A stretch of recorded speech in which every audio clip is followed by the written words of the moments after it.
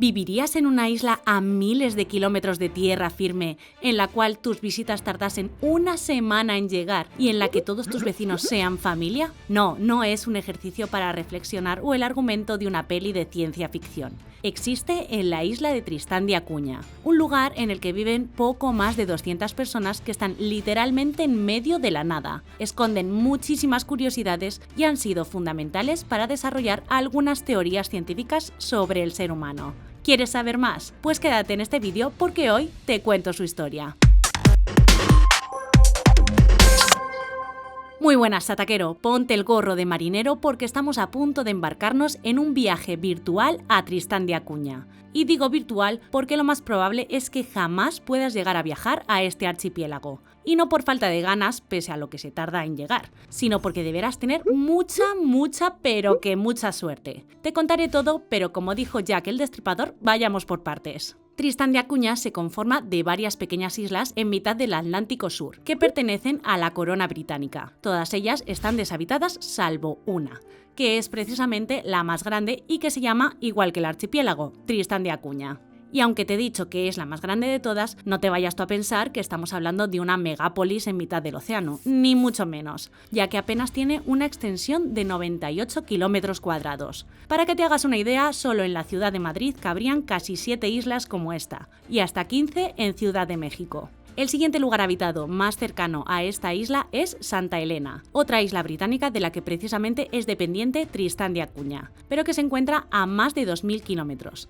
Para pisar continente firme tendríamos que recorrer 2.300 kilómetros y llegar a África, o 3.300 kilómetros y llegar a América del Sur. Esto la convierte en la isla habitada más lejana a cualquier otro punto habitado del mundo. ¿Pero cuándo fue descubierta y cuándo llegaron los primeros habitantes? Pues nos tenemos que remontar al siglo XVI, cuando el navegante portugués Tristão da Cunha se encontraba navegando por estas aguas. Y no sabemos si se perdió para llegar a semejante lugar tan inhóspito, pero lo que sí que sabemos es que ni siquiera llegó a pisar la isla principal por el fuerte oleaje que le rodeaba. Eso sí, picardía no le sobraba al bueno de Tristán, porque el hecho de no haber puesto jamás un pie en aquella isla no le resultó un inconveniente para bautizarla con su nombre. Hoy en día no ha avanzado mucho la situación de esta isla respecto a la época del navegante que le dio nombre, y es que llegar a ella es tremendamente complicado, ya que no existe aeropuerto porque su origen volcánico genera enormes acantilados y por eso hay que pensarse muy bien el viaje, porque sí o sí se debe llegar por mar.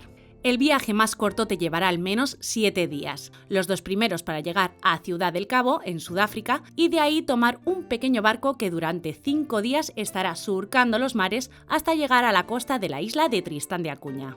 Sin embargo, no hemos visto todavía el principal motivo por el que es muy difícil llegar a ella. La principal razón por la que seguramente jamás la pisarás es que el barco que debería transportar a los turistas no suele llevar precisamente a turistas. Me explico. Se trata de un pequeño barco con capacidad para apenas 12 pasajeros, y entre los cuales se da siempre prioridad a profesionales como médicos u otros trabajadores esenciales para la isla, además de embajadores, oficiales y familiares de residentes. Por tanto, tendrás que tener la suerte de que quede un hueco para turistas. Y para rizar el rizo, no es que haya un trasiego constante de este barco. Las oportunidades se reducen al máximo al solo zarpar unas 10 veces al año. Con todo esto, es normal preguntarse ¿quién demonios puede querer vivir ahí? Pues al menos 234 personas. Esa es la cifra de población registrada a finales de 2023. Podrás pensar que pese a todo es una cifra alta dadas las circunstancias tan complicadas para acceder a ella, pero lo cierto es que están en descenso desde hace décadas. Fue a finales de los 80 cuando llegaron a tener un pico de casi 300 habitantes. Los 234 habitantes actuales viven en la única ciudad de la isla principal llamada Edimburgo de los 7 mares y son descendientes de los 7 primeros habitantes. Por tanto, en mayor o menor grado, todos ellos son familia. El navegante Tristán de Acuña, que ya vimos que dio su nombre a la isla, no mostró mucho interés en asentarse allí cuando la descubrió, y no fue hasta 300 años después cuando llegaron los primeros habitantes fijos. Fue en plenas guerras napoleónicas cuando allí desembarcaron 7 varones pertenecientes al ejército de Gran Bretaña. Esos hombres estaban liderados por William Glass y en el primer asentamiento contaban con algunos náufragos, marineros y presos. Allí fijaron su residencia permanente en lo que empezó a ser ya la Edimburgo de los 7 mares que hoy conocemos. Y por si os lo estabais preguntando, sí,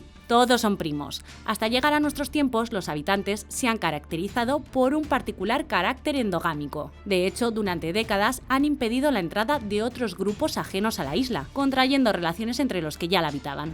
Precisamente esto último ha sido vital para que la ciencia pueda entender mejor la forma en la que ciertas enfermedades hereditarias pasan de padres a hijos sucesivamente. De los 7 primeros ancestros, 5 eran asmáticos, y hoy el 52% de los habitantes de Tristán de Acuña también lo son. La afección ha ido pasando de generación en generación, y porcentualmente son el territorio con una mayor tasa de asmáticos de todo el mundo, ya que la media global se sitúa en apenas un 7%. En lo que a política se refiere, en Tristán de Acuña no hay un parlamento donde veamos discutir a los políticos de turno como sucede en Occidente. De hecho, no hay partidos políticos, ni nada que se le parezca. Al pertenecer a la corona británica, es el rey Carlos III quien tiene el mayor mando, aunque delega el poder ejecutivo en el gobernador de Santa Elena, que si recuerdas es la isla que te he contado antes de la que depende Tristán de Acuña. También hay un consejo insular que permite que todos los ciudadanos participen en las decisiones importantes sobre el devenir de la isla, sobre todo en lo referente a educación, salud, infraestructuras o bienestar social. Eso sí, todas las decisiones tienen que ser aprobadas por el gobernador de Santa Elena. Si cambiamos de tema, la economía del país nunca fue boyante, aunque en los años 50 vivieron sus años dorados, cuando la industria de la langosta sacó de una profunda crisis a sus habitantes. Esto es algo que se mantiene hoy en día y también se complementa en la economía local con la agricultura. Aunque esto no es lo más curioso. Si hay una actividad económica que genere ingresos a nivel internacional, esa es la venta de postales y sellos. Sí, postales y sellos. Son muchos los coleccionistas de todo el mundo que se fascinan con esta remota isla y que encargan envíos de sellos a sus respectivos países. Desde Tristán de Acuña, que no tienen un pelo de tontos, fomentan este negocio lanzando cada poco tiempo nuevos sellos con cualquier excusa. Conmemorar acontecimientos históricos de la región, retratar paisajes o cualquier otra cosa que sirva para vender nuevos sellos. En lo que a ocio se refiere, no hay demasiadas ofertas. La actividad favorita de los habitantes es la de acudir al único pub de la ciudad a hablar de la vida en general y ahogar las penas en particular. Y no las ahogan en el agua que las rodea precisamente, las ahogan en alcohol, por supuesto.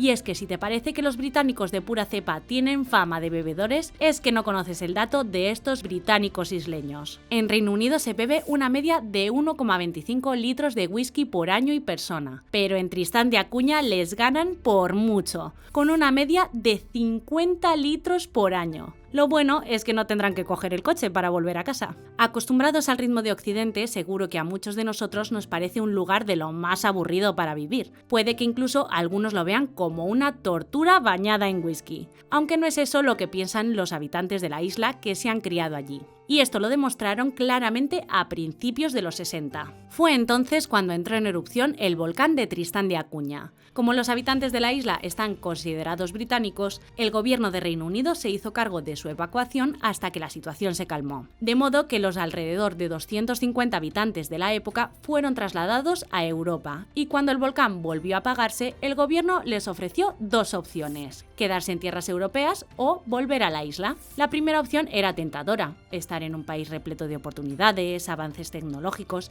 y todo tipo de comodidades. Sin embargo, no era nada para los refugiados de Tristán de Acuña, que decidieron volver a su amada isla. Ese ritmo frenético que tenemos en Occidente no iba con ellos, y esto quizá sea también una lección para nosotros.